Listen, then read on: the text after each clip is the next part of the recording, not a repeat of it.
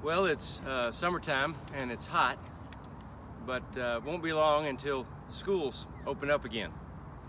And I'm thinking about schools because in the last week or so, I've had 3 principals from 3 different campuses in 2 different districts, 150 miles apart, decide they wanted me to come help and be involved in the staking out of a school, their campus. And this year they're going to be documenting what happens and how this year is different from what happens in years past. And it just reminded me of a story I've not shared yet on this YouTube channel. And it happened in Tennessee several years ago. There was a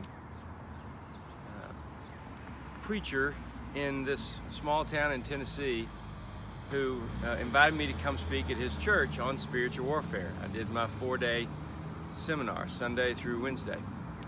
And after I left, he had some extra stakes and had decided to go to the next meeting of the area interdenominational ministerial alliance group, preachers from all over the community, and share the idea with them that I had shared with him, and suggest that as a group of people who love the Lord and are trying to help people get closer to the Lord and find the Lord, that they might focus on something together, and that would be the staking out of their public school system in their city.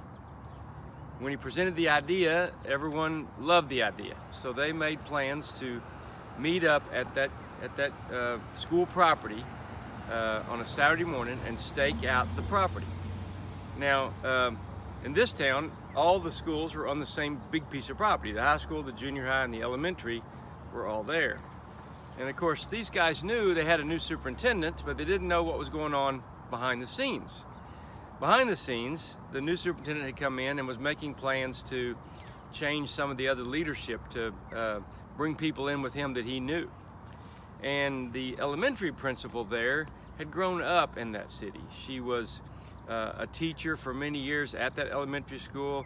She'd gotten her certificate to be a principal and administrator, and had finally been promoted to that position at the same campus. So she grew up in this town. She was teacher of the year several times as an elementary school teacher there, and then became the principal of that school. I think her husband may have owned a business there, but both their families were from there and were well loved and respected in the community.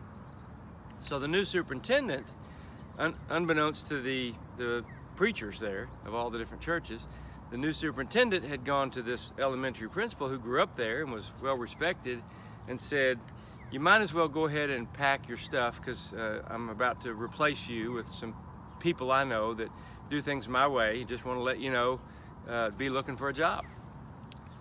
In the meantime, my friend, the preacher, presented the idea, and they decided to go up on a Saturday morning following that to do that event together. They had 4 stakes.